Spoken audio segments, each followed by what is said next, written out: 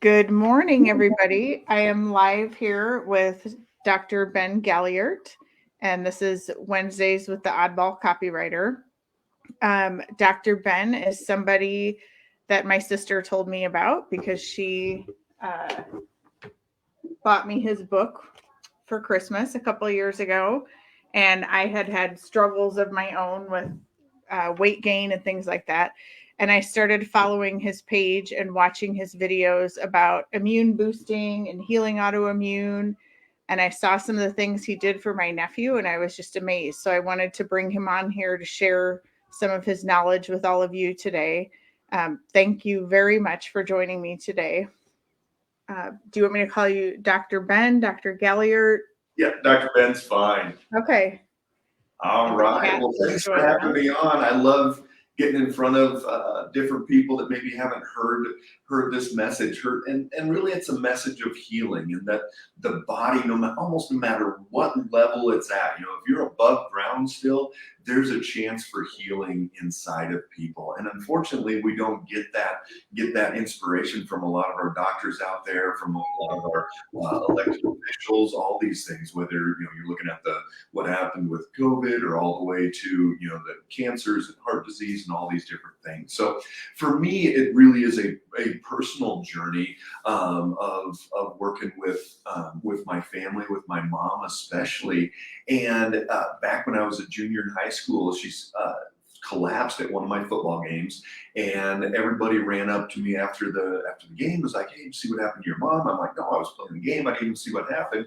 And it started this whole pathway where they went down looking at what was really going on. They found out that she had MS, multiple sclerosis. It's an autoimmune disease. It affects the nerves, makes it to where most people get wheelchair bound and then eventually die from that. And so it got to the point for her where she had to go on the next year. She had to go on disability. She was a school teacher, had gotten school teacher of the year awards, would leave at 5:30 in the morning, get home at 5:30 at night, just gave everything she had to it. And it got to that point where she had to go on disability. Ended up my senior year, it was nice. I was able to spend more time with her, get to know mom a little bit more, but Right. you had to quit early. She couldn't teach. She ended up getting a cane, getting on all the meds at the time, going on onto a wheelchair for a high majority of the time, getting around stores, at Walmart, having to be in that little go-kart, all these things. And it was just this downward spiral. And we kind of knew where it was going because it was going pretty darn quickly. It was progressing very rapidly. And so we were like, wow, this isn't going to be good. My dad, they had planned on retiring down to Missouri, down the Ozarks, and they were going to have to start thinking about expanding hallways and making the wheelchair accessible, all these different things. And fortunately, when my dad retired a couple years later, they moved down to this little town of about 10,000 people. They found a doctor there that was able to take my mom through these steps, even way before functional medicine was even a thing. He was able to take her through these steps of getting her body to heal, to the point where she got off all the drugs, gave away her wheelchair, gave away her cane. Her last MRI, probably 18 years ago, there was no more plaquing. And if you know anything about MS, that's the telltale sign of MS. And she had no more plaquing. And you're like, how's that even a thing? So as my career was evolving and forming, I'm like, okay, well, what else can we do here? What else can be life-changing for people, no matter where they are, whether it's MS, other autoimmune conditions, or heart disease, or diabetes, or whatever it is. And so that's what's driven me down this path, is that the body inside of us have this ability to heal, and it's this innate intelligence that is driving us, driving our immune system, driving our body to be able to overcome so many different things. Yeah, it is amazing. To me, I had wondered the same thing about how did she get all these answers, because I thought functional medicine was new-ish. Yeah. So she was really lucky to find somebody that was interested in healing instead of treating the disease. Which I think you already kind of touched on this, but a lot of people, when I mention a functional medicine doctor, they don't know what's the difference between that and a traditional MD that you would go see. Can Yeah, you shed some light on that?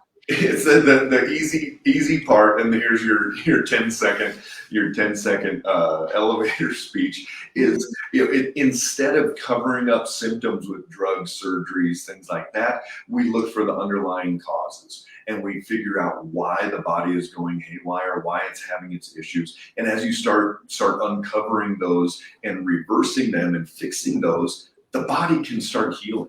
And I always say, if you watch any of my videos, we've got over 500 videos on our YouTube channel. We go live on Facebook every day. We've got tons of information out there, but I say all the time, it's the body, if we give it, there's no amount of supplements that if we give enough supplements, we're going to finally fix somebody. There's no diet that's going to fix somebody. There's no drug, there's no surgery. So even on the natural side, none of that is going to fix somebody. Sure, it's going to drive it. It's going to help change somebody's blood sugar and all these different things. But ultimately, it's inside of us. It's our immune system. It's our reproducibility of these cells that every 30 days, 60 days, we're able to reproduce those cells and bring out new ones, healthier ones. And that's what all of these tools that we use are driving that repair system. It's not that it's this magic juju berry that I sell on late night TV. I wish, that's my other how I get my millions of years on the juju berry. No, that's not how it is. Yes, there are some very specific things, but even the blood sugar book that you held up, Blood Sugar Doesn't Lie, even in there, we don't have a diet, a menu, a meal plan, anything like that. It's all way more individualized than we've ever known. And once we started doing glucose monitoring, we started probably 5-6 years ago, started having people poke their finger and seeing if that blood sugar is going up, going down. Now we actually use continuous glucose monitor, the patches that go on the back of the arm, on the abdomen. So all of our new patients get one of those patches to use for 3 months, and you get to see continuously where that blood sugar is going. And so that's the amazing part about it, is very individualized. You start giving the body what it needs, taking out what it doesn't need, and the healing can start happening. Yeah, it is. The whole process of it is amazing. I actually wore a glucose monitor earlier this year myself because I touched on this. I was having all kinds of trouble losing weight. I was doing what my doctor told me, less in, more exercise, less food, whatever. And for years, I couldn't do anything. And I finally went to a functional medicine doctor and they put a glucose monitor on me. And I found out that the reason I couldn't stay awake in the afternoons hardly was because my blood sugar was dipping almost dangerously low. And, it was all over the place, and I had insulin resistance, and I never had even heard that term before. And I've heard you talk about that quite a bit, and how, what am I trying to say here? What a big risk indicator that is for a lot of different things. Oh, absolutely. If somebody's got insulin resistance, metabolic syndrome, prediabetes, whatever you want to clump those into, we know the path that somebody is going down. We know that down the road, if they live long enough, cardiovascular disease, heart disease, strokes, Alzheimer's, they call Alzheimer's type 3 diabetes now. It's going to be where it's coming, it's happening. It's not a matter of if, it's a matter of when. And if somebody lives long enough, that's going to happen. The great part is we can get them jumped off that track. Oh.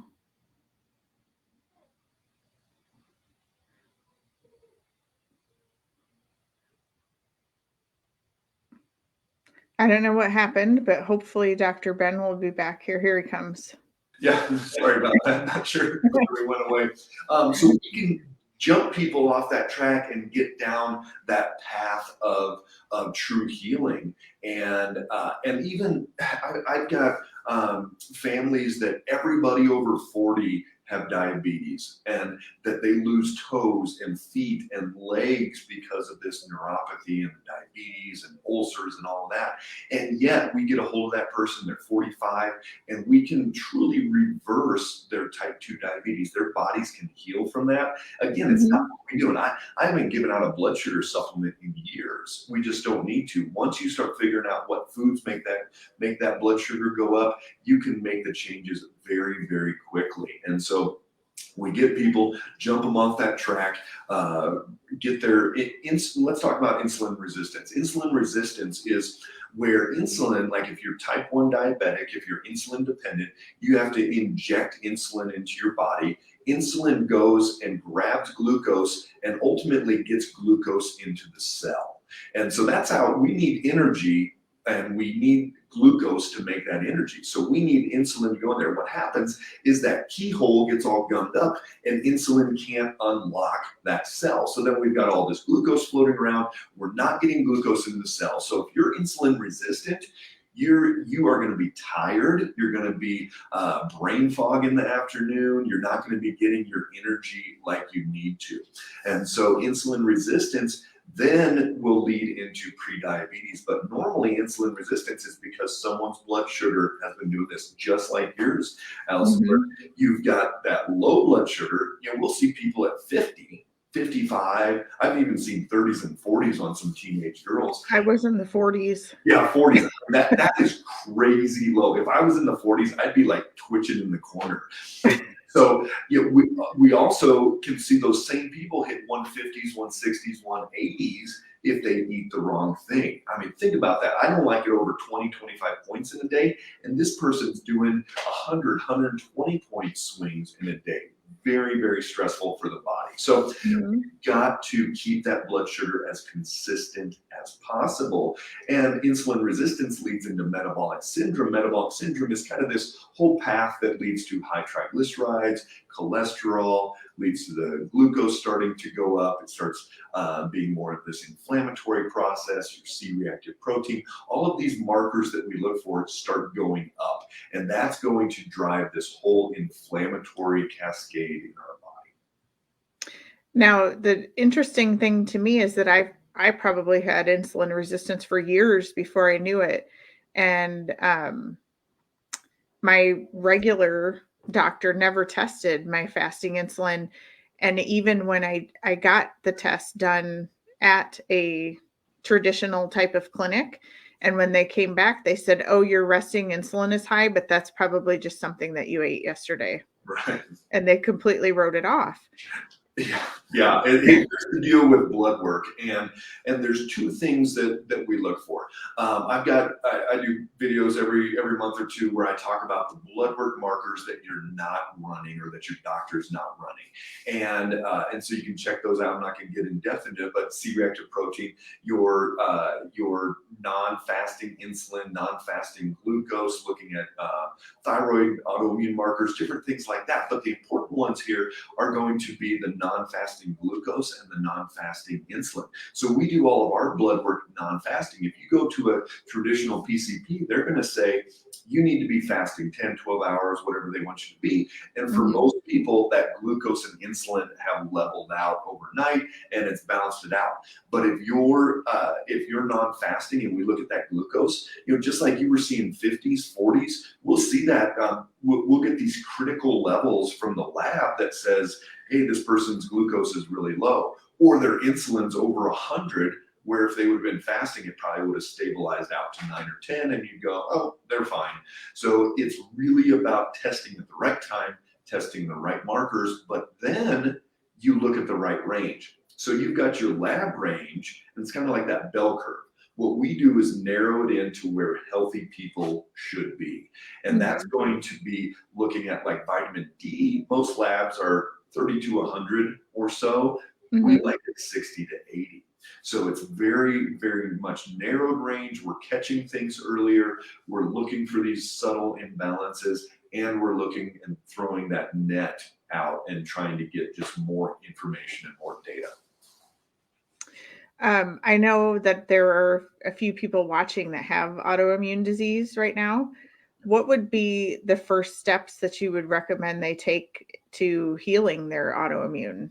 Yeah, absolutely. I always draw this circle and I put AI in the middle, autoimmune. And it doesn't matter whether it was like my mom's MS, whether it's rheumatoid arthritis, whether it's lupus, Hashimoto's, whatever it is, it's the same thought process because that immune system is going haywire and it's attacking its own tissue. So off of that middle circle, I draw another circle with adrenals and blood sugar and vitamin D and estrogenic events. Like I found 3 teenage girls last year with Hashimoto's in the same month. Puberty triggered that. A lot of times after having a baby, that can drive autoimmunity. So estrogenic events, leaky gut, infections, environmental things like moving into a moldy house, all types of different things are going to drive that immune system to go haywire. And so really it's about, can we go through step by step and address, it's not one size fits all because not everybody has every one of those.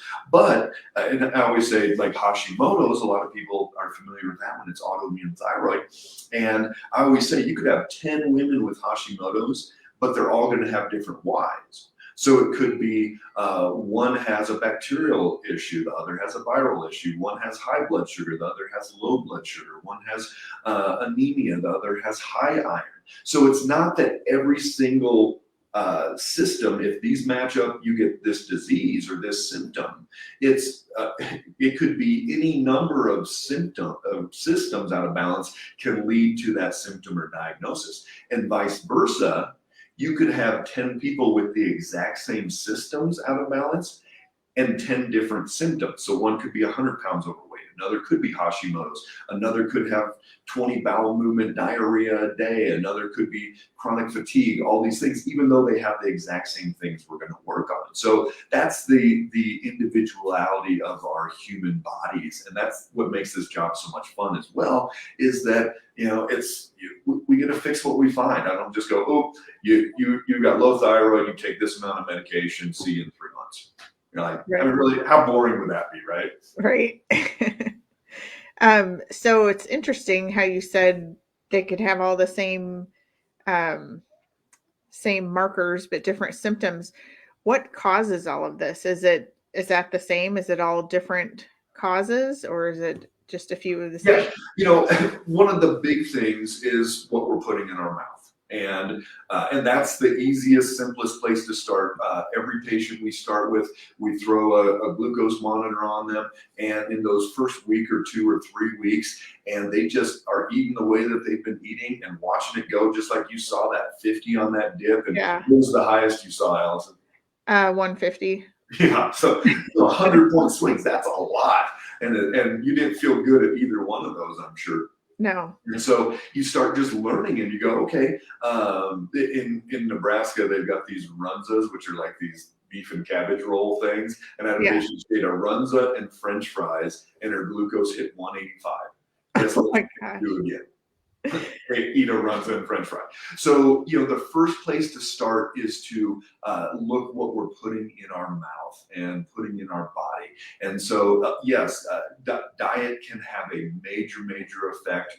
I always say there's no amount of kale that's going to fix you. So you can't add in this like super green, oh man, I did everything else the same, but I started doing my green smoothie in the morning and now I'm healthy. That's great. Add more kale.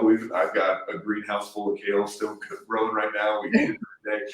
And yet there's no amount of kale that's going to make me healthy and it's going to reverse these things. It's going to be part of this whole plan, but it's got to be that cumulative effect. So more of the good stuff, less of the bad stuff. And that's when really that true healing starts to take place. What about supplements and things like that? Yeah, as far as what supplements are helpful or when to take them.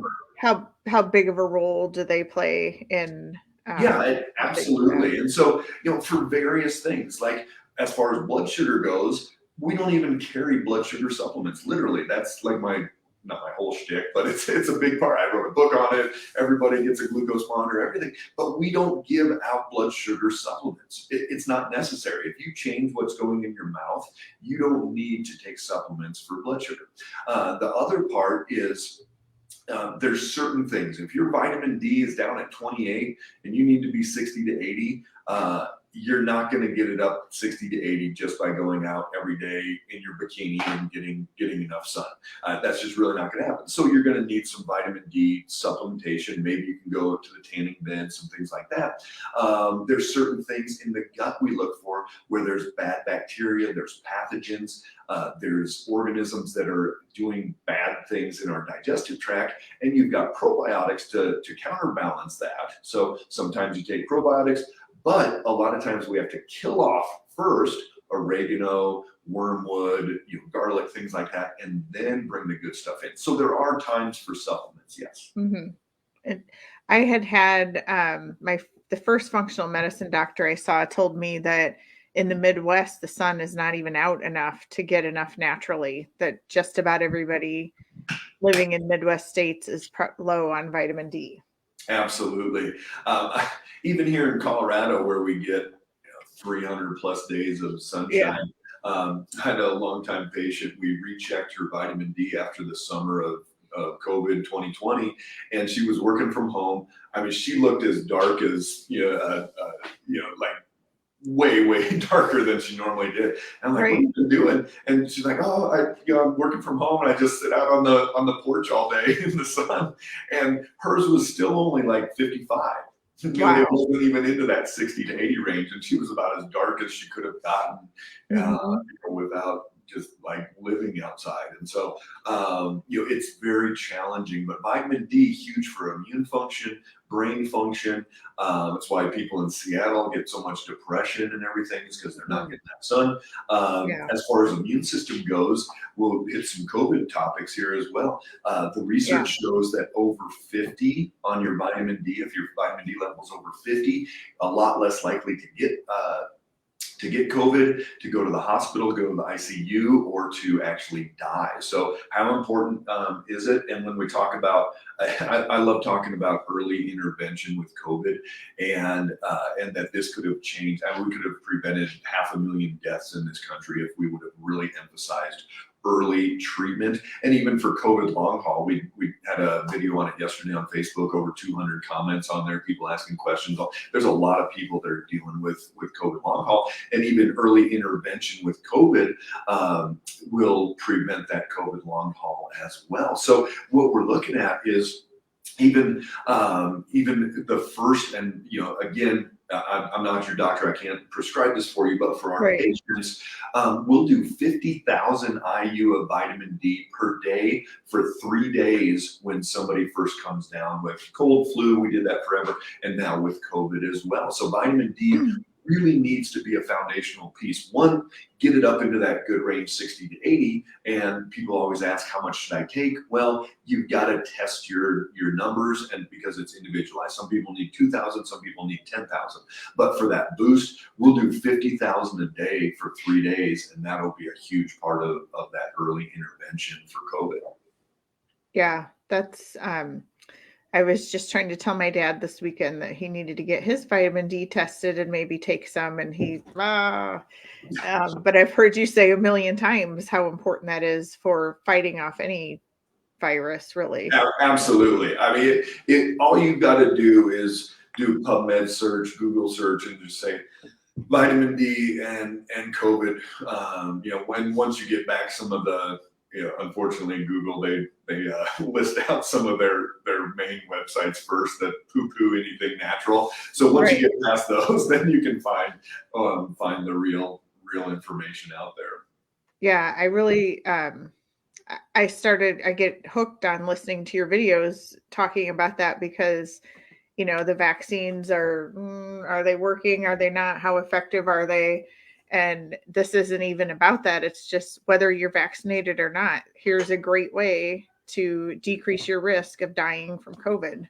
Get this. I was just watching a video this morning. They were interviewing Dr. Fauci, and he said 2 shots of Pfizer are basically worthless against this new Omicron variant. And so, I'll do his accent there. So you better go get your boosters. And, and it's like, I don't care, whether I'm not anti-vaccine. I'm not, I think it needs to be an individual choice, and it's not a mandated thing. It's not across the board. There's no one thing out there that's good. Like vitamin D is not good for everybody either. There's no one thing that's good for everybody. And the thing that gets me is, pregnant and it's perfect for everybody. There's no risk whatsoever. And you're like, I don't care. You could inject saline in 300 million people, and some people would have reactions to saline. And so there's no perfect thing out there. So I'm all about medical freedom. I'm all about taking that self-responsibility, having the right healthcare team, making those decisions, so that then, yes, and if you're that 75, maybe your dad, that 75-year-old guy that's overweight, pre-diabetic, doesn't take care of himself, and has sleep apnea, and if he gets COVID, he might have some serious problems. I don't know, maybe he should get the shot and the booster and all those things. But, for that healthy, especially the ones that really get me are the athletes. They're making these 25-year-old, best shape of anybody in the world athletes, get this, that have like zero chance of having consequences if they get the disease. And we're seeing people have issues and losing their careers and some things like that. So that's what gets me, is that when it's driven in. But anybody, whether you've had the shot or not have the shot, again, that doesn't matter. You need to be taking care of your immune system. You need to be driving that vitamin D up into the range that needs to be in. You need to be getting your sleep, working on your exercise. And this is the shame that happened over 2020, even 2021. We've had more people die in 2021 from COVID than we did in 2020. So, and I always say with COVID, because we know that those stats are a little bit skewed, because they, count people dying with other things that have COVID as the same thing. So I always say with COVID, but there's more in 2021 than 2020. And so, we needed to be talking about from day one, what are the things that you can do to get your immune system working as well as possible? You can't just hide out in the basement, wait for your shot, and then wait for your booster, and wait for your next booster, and all those things. We've got to be proactive. We've got to be taking our vitamin D, our C, our zinc, our quercetin. We've got to be exercising, sleeping, getting out in nature, hugging trees, whatever you need to do to keep your body in as calm a state as possible. Because when we're in a fear state, when we're in a fight or flight state, our immune system does not work as well as it should. Yeah. Anybody that, being an online business owner, I used to do these big launches where I would lead up for a few weeks and then launch my product for a week and whatever. And it was super stressful. And every single time when I was done, I would get sick. And yeah. I think that people with finals after finals, same thing, all that. Yep. Yeah. I think probably anybody has experienced that before. That's I don't know, always a fun thing to look forward to when you've got something like that coming up. Oh boy. I always like thinking about it this way. People ask, what can I do to boost my immune system? And I go, it's simple. Think about the things that are going to decrease your immune system. So poor sleep, right? When you're launching a product, that stress. What if pulling 14-hour days, and oh my gosh, I'm putting all this money into this product, and what if it doesn't sell, and if it's a bust, and what am I going to do? We've got eating sugar. We know that when that glucose spikes up, it decreases immune response for 4 to 8 hours. The dealing with even GI issues. If you're not having daily bowel movements and moving, detoxifying like that, you're not going to have as good immune function. All these different things, and so then you just go, well, let's do opposite. So if we know poor sleep is the issue, get good sleep. If we know that the digestive tract and your microbiome, all that good bacteria and all those things, and daily bowel movements, all that, get that in the right range. We know that what's the stress doing? Well, we've got to deal with those things and get. And if the fun thing that we do is a brain map, and we can see how much of what's going on inside of us is actually coming from just external, jobs and cars and kids and all that, or if we're actually, our brain's a little hardwired to be more of a stressed out person. And if there's any moms watching out there, that's probably you. Yeah. But the good thing is then with neurofeedback, you can actually change your brainwave pattern and get those brainwaves to calm down and get out of that fight or flight response. Interesting. Yeah, this is also fascinating to me how much this all ties back to just what you eat. I mean, everything you're talking about here just about can be controlled by that. And I have healed my insulin resistance. I've tested once. I've got to test again in a couple more months, but people, I could tell, thought that I was out of my mind with the things that I was eating while I was healing that, because I was much more strict during the first few months. And now that it is healed, I will be lax once in a while. I went home this weekend and I ate birthday cake for my dad's birthday, and I had some pizza and whatever, and it was instant. I was tired. I was grouchy. Here's my book. If you guys haven't seen that, Blood Sugar Doesn't Lie, it's on Amazon. You can pick that up. It's a really easy read, and that's how I write my books. I want them to be, people come back and go, "Oh, I read your book." I'm like, "Well, you probably did." Versus, there's a bunch on my shelf that are this thick that I've never been through. Right. Yeah, it's a good. And so, with that, it's really possible to change that outcome of your blood sugar. And what I always say is that, I really don't care what shows up. I don't have, you have to be keto, paleo, vegan, plant-based, meat. What's the meat one now? Where they carnivore, snout to tail, whatever it is. I don't care, as long as you keep your blood sugar stabilized. You don't create inflammation. You don't stimulate your autoimmune response in your body. Your energy stays great, and you're digesting like you need to. I don't care what it is. You could say, you know what, I'm only going to eat, elk meat every day, or I'm going to eat lobster, 3 times a day. As long as it's falling into all those categories, I don't care. I don't have a type of a menu or meal plan or whatever that's like, yep, this is the perfect one for you. You're going to figure that out. And for those people that don't have access to a continuous glucose monitor, the patch on the arm, the abdomen, which one did you use? Which device? It was yellow. There's the Libre and the Dexcom. I think I had the Libre. Yeah. Did you have to hold your phone up to it? Yeah. Yeah. So we use the Dexcom, which I like even better because it Bluetooths every 5 minutes over to your phone. So if you forget, you don't have to hold it up to the phone and then all night long. And so we can see when it's going up and down that way. So you don't just have to remember to do it.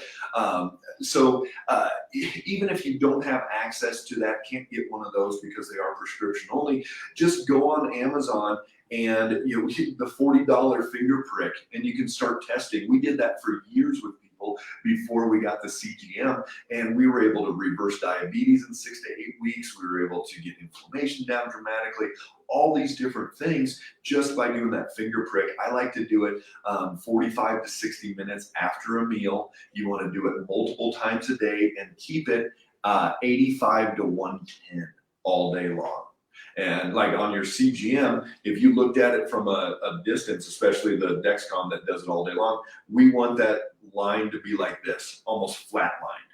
But once you start doing kind of this bloop, bloop, like almost an EKG looking one, you're like, nope, I just spiked up and I didn't do what I was supposed to do. So you eat less of that and more of the stuff that keeps it flatlined. It's pretty simple. It doesn't have to be this huge complex diet, whatever it is. If you're okay with quinoa, you can have quinoa. If it goes up too high with quinoa, don't eat quinoa. If bananas are okay for you, eat bananas. If not, don't eat bananas. So that's the fun part, is that you just start learning. You keep a tally, good stuff, bad stuff, more of the good stuff, less of the bad stuff, and truly your body starts healing. It's kind of, as you were saying that, it was reminding me a little bit of copywriting, which is what I do, where you try this out. If it doesn't work, scrap that, keep track, keep the pieces that do work. And it's kind of like a little experiment.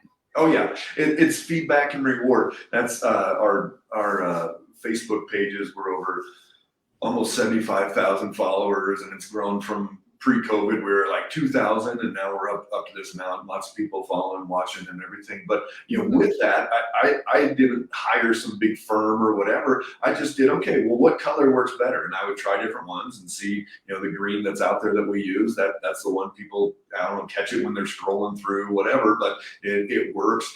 Different types of comments, different posts and links and videos and taglines, all those things. You get more engagement, you get more, even if you're copywriting and you're doing emails, what our emails, we're getting like 17-18% average open rate on there. And if one's lower, we're like, okay, what was it? Was it the title? Was it just one of them, it went mostly to everybody's junk mail. I don't know how that happened, but otherwise, is it the title wasn't quite as good? Was it too long? Was it, why are people not engaging with that? And so it's all about feedback and reward. The nice part with social media is you've got a lot of time to interact. So you've got this, you can post 8 times a day and get feedback pretty quickly versus an email once every week or two.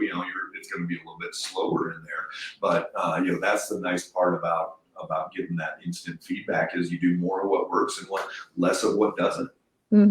Yeah, and it'd be nice if you could have something like a glucose monitor on your social media. You kind of do, but an instant. And Facebook doesn't tell you that, right? They'll say, this is performing 1.7% or times higher or whatever. Yeah. I don't know if those are accurate or not, but you look at it enough, and I go, okay, I want this type of campaign to be coming in at this certain amount. If it's under $10, that's great. If it's 10 to 15, what can we tweak on it? If you're doing a light campaign, can you get that to 25 cents? All these stats that we want to follow, and if it's working, great. If it's not, we ditch it and bring something else up. And so no matter what you're doing in your life, whether that's with your health, look at redo blood work. We do 3 months and then 6 months follow up on blood work, or it's your feedback with your kids. Are they doing more of the right stuff, less of the bad stuff? Any of these things, what type of feedback are you getting in life? And it's do more of the good, less of the bad, and that's, you're going to ultimately be at that place that you want to down the road versus still just stumbling and bumbling. Well, and for me and any moms that are watching that have struggled with losing weight, that is one of the most frustrating things I've ever dealt with. And there's a lot of emotion tied to that I look terrible in these clothes and I don't want to go out and have people see me. And when I started looking at it as more of an experiment and collecting data of this food does not work for me, this one does. And then also watching my blood tests improve and knowing that I was making myself stronger against viruses and stuff, it became less emotional and more interesting and more satisfying, really. Absolutely. And I always tell people when we get started, most of our patients, if they have weight to lose, they're down 5, 10, 15, even 20 pounds in a month. And we're not going on a diet. We're not restricting calories, anything like that. It's feedback reward. The more you do of the good stuff, remember, weight is not the problem. Weight is a symptom of ill health. And that's really the important part of it, because you go to the doctor, you go and get your annual blood test done, and they say, oh, you know what, your cholesterol's high, eat better, lose weight.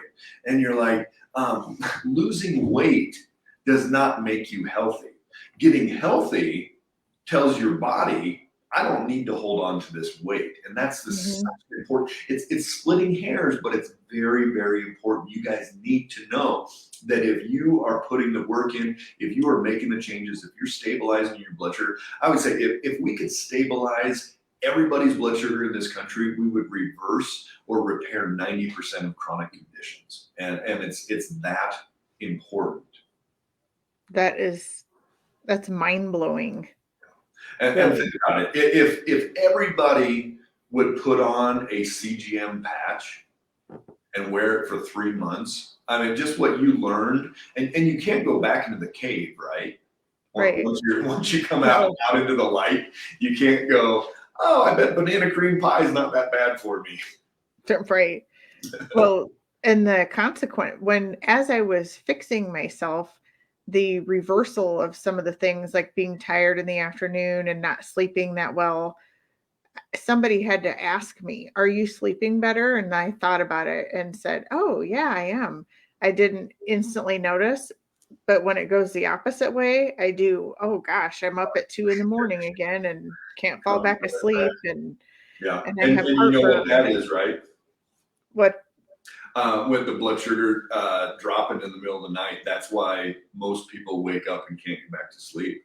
Oh, really? And so what happens is, as that blood sugar dips, if you have a hard time staying asleep, getting back to sleep, or a lot of people that wake up and their heart's racing or their mind's going, whatever, the adrenal glands, those are our stress glands, they kick in when that blood sugar dips and tells the liver, which is why so many people get fatty liver, even with insulin resistance and metabolic syndrome, even not even diabetic. We store glucose in the liver. The adrenals tell the liver to kick out glucose. So every time the blood sugar goes 50, like yours was hitting sometimes, adrenals, and all of a sudden you've got adrenaline flowing through you in the middle of the night, and there's no way you're going to be able to get back to sleep and get that restorative sleep state. Oh, interesting. See, I had another theory. I don't know if you are a big Stephen King reader, but the book Insomnia, that's what was happening there. The people were waking up earlier and earlier and earlier. And the reason was that this like evil being was making them so tired that then they would be open to his hallucinations he was sending them. And I thought, oh, I wonder if that's happening to me. I hope not. I do too. I'd much rather have it be something that I could actually control by not having these foods that aren't good for me, or supportive, as I've heard them called too, not supportive foods. Yeah, absolutely. Have there been any questions that have come in? Just comments of people saying they love this and this amazing. Yeah, if you guys have any questions, that you can always jump on there.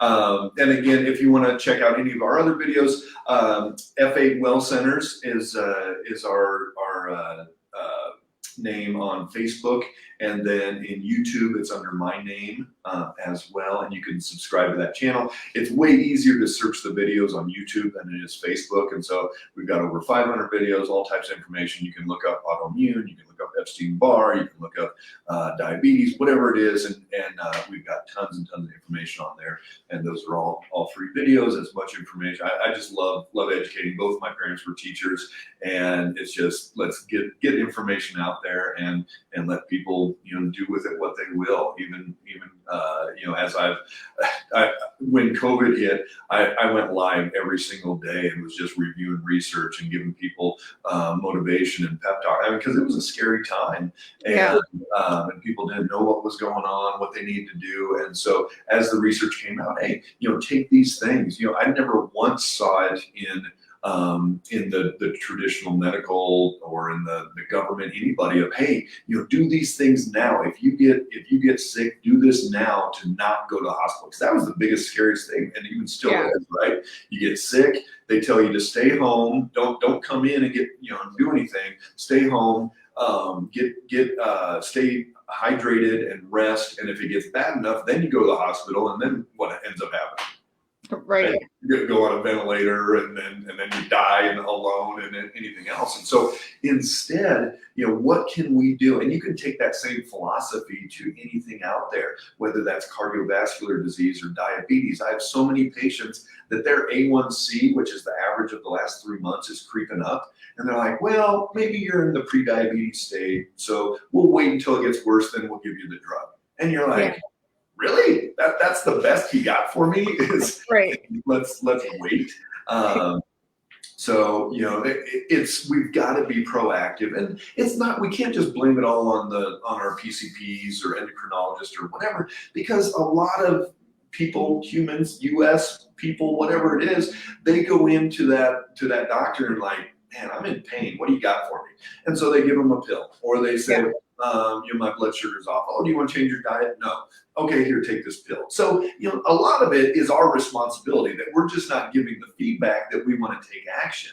And that a lot of people still are looking for that magic bullet, even in the natural route. That's why even my mom, she'll send me this link every once in a while. Oh, I just heard about this magic supplement she saw online. You think it can fix that? And I'm like, no, Mom, do not go get that magic juju berry. There's no magic bullet out there. And that's the thing, is that it takes work, just like investing for retirement. That takes work. It takes self-discipline. It takes thought process. Training for a half marathon or a 5K or whatever it takes, or whatever you're going to do. It takes energy. It takes thought process. You've got to put that same energy into your health. And a simple thing that I like doing is just every time you run out of something, whether that's a makeup, that's a cleaning product, hair care thing, a food product, whatever it is, every time you run out, look at the label, to do a quick search online for that type of a product. What else can you do that's cleaner, that's safer, that's less toxic, that's a better source of eggs? Maybe you can get the eggs from your neighbor down the street, where those chickens are laying those happy eggs. Well, maybe the eggs aren't happy, but the chickens are happy. Right. Happy chickens. What can you do? What some of the most toxic things that women do? They spend 30 minutes a day slathering up, all this makeup and all these things, and those are some of the most toxic things out there. And it's where I think the latest research I saw was about 130 chemicals are put onto a female by the time she leaves for work, just doing hair spray, makeup, all those things. And so, can you do better? And you don't have to get obsessive and throw everything out on day one, but just, okay, you run out of that cleaning product. Oh, easy, 7th generation. That's one that's at Target and Amazon, everything. It may not be the best, but it's a whole lot cleaner than some Clorox ones or bleach ones or whatever. And you go, okay, I'm going to switch over and do that. It cleans just as well. Maybe it's $1 more per bottle, but it's going to be way easier on my system and my liver and all that stuff. So get into that thought process. How can I just take that next step? Day in and day out. Same thing with your kids. Everything you're doing and replacing in your house, do it with something better if possible. I love that you brought that up on your own, because I was going to ask you about it, because I sell clean beauty products, and I have a Facebook group where I talk about ways to make your beauty routine more clean, and I have DIY recipes, all kinds of things. So that was something I had planned to ask you to weigh in on a little. Yeah, absolutely. It's huge. I mean, once you start reading those statistics and those numbers, unless you're just like, I don't care about my body and, it'll be fine, and want to put your head back in the sand.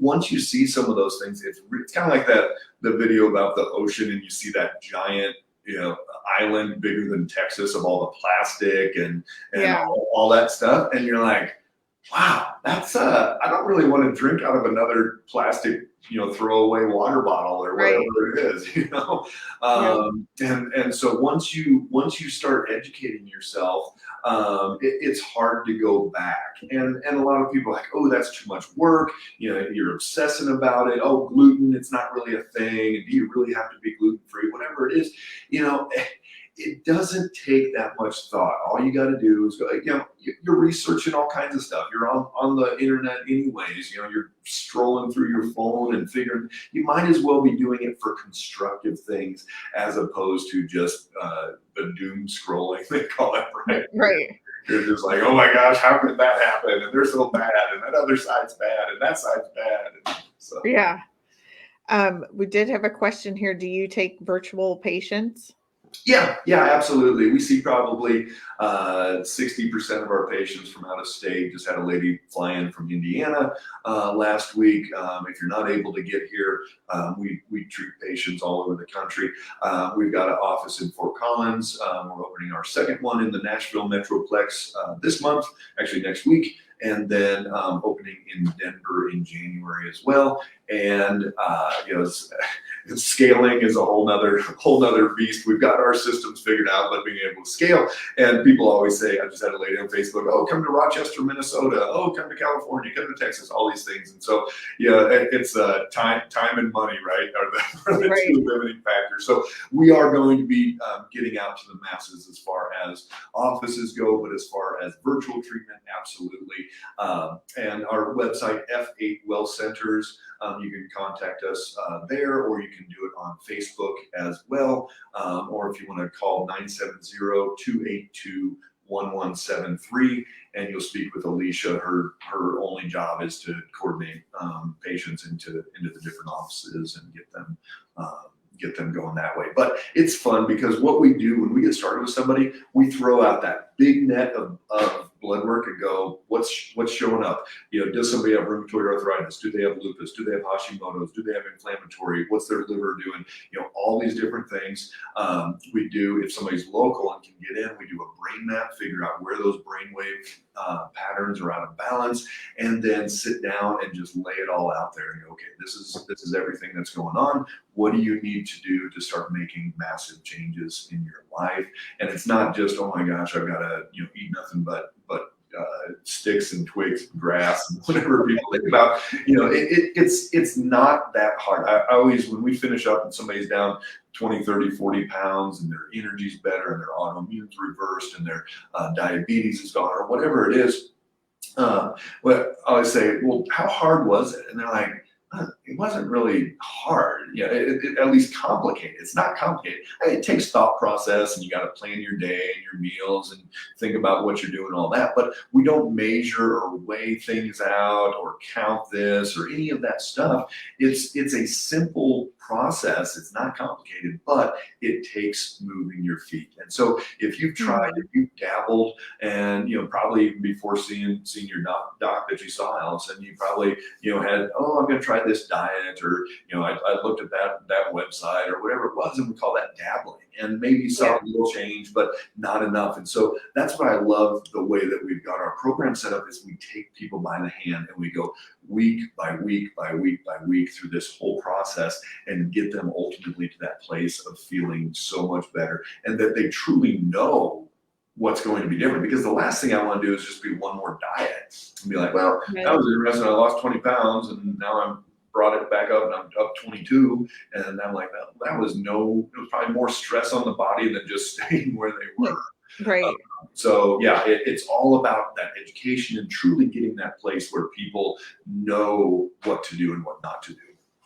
Well, and I saw this firsthand with my nephew Tyler that came to see you. Mm-hmm. I know when he first changed his way of eating, I think he dropped 30 pounds, and he has MS, and his symptoms were reversing and getting better, and he told me, it's really weird because I look forward to going to the doctor. It's kind of fun, and that's not something that you really hear about going to the doctor normally.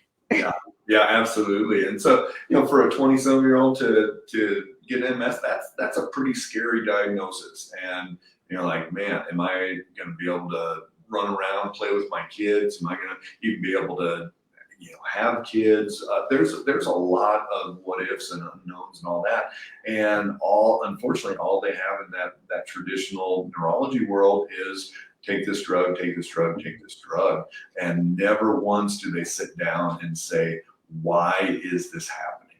Why is this happening? Mm-hmm. You can figure out the why, you can change the outcome 99% of the time. And yeah, and a lot of people don't even know that there's a possibility, which is a big reason why I had you on here today. Yeah, absolutely.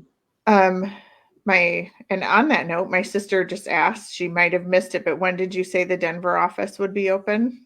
We're waiting to hear back on our letter of intent on the lease space, and if all goes as well, it'll be middle of January. We're going to be down in Highlands Ranch.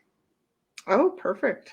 Yeah, so it'll be great. People in Colorado Springs can get up, Pueblo, Castle Rock, Monument, all those areas in the southern half of the state that just do not want to drive through the Denver Metroplex to get up to see me. I always say we see more patients from Casper, Wyoming, which is like 3.5 hours up in the middle of Wyoming, than we do from Denver, which is like an hour away from our office. Just getting through Denver is just a nightmare. But it's fun. We get patients from all over Nebraska, Wyoming, Kansas. We've had those come in for years. These little towns, people that are just looking for answers that are not getting it from their traditional medical model.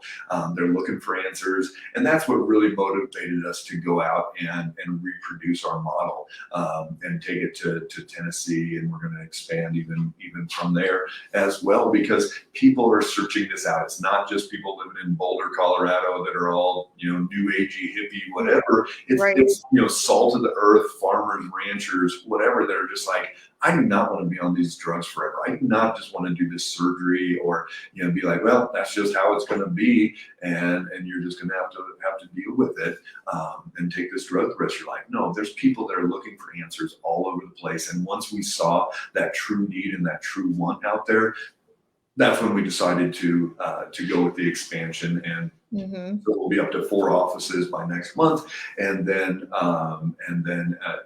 as things start rolling and time and the finances get to where they need to be, we'll be able to start expanding out and reaching so many more people.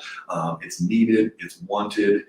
Unfortunately, in today's day and age, just with what's COVID has caused, long haul, people being less active, all these things, there's way more unhealthy people than there were even before 2020. Yeah, and that's unfortunate. It'd be great to reverse all of that. Absolutely. Okay, well, I am going to put your contact information in the comments when this video is done, for your website, your YouTube channel, your Facebook page. Awesome. And could you repeat your phone number one more time? I wrote it, but I'm not sure I got it. 970-282-1173. Okay, I was only one number off, but almost. And on Facebook, you can direct message us as well, your contact, and we can get that over to Alicia as well. But no matter what you do or where you are in your health process, I just truly encourage you to take massive action today. That you have that ability inside of you to heal. You have that ability to be as vibrant and healthy as you possibly can. And it comes down to knowledge as well. I wish that it was just common knowledge that, hey, this is what you do to be healthy. But even for people that come in that think they've been doing well, think they've been doing a good job, they may be pre-diabetic. They may have all these other issues because they were reading. You go online, and unfortunately, you can read something all the way over on this side, all the way over on that side. And what we do is we get it individualized into what you need. So that's what you need to do, whether that's on your own, whether you need help with that. Take massive action. Get your body dialed in to where it is healthy, and you're using that feedback reward every single day. I love that.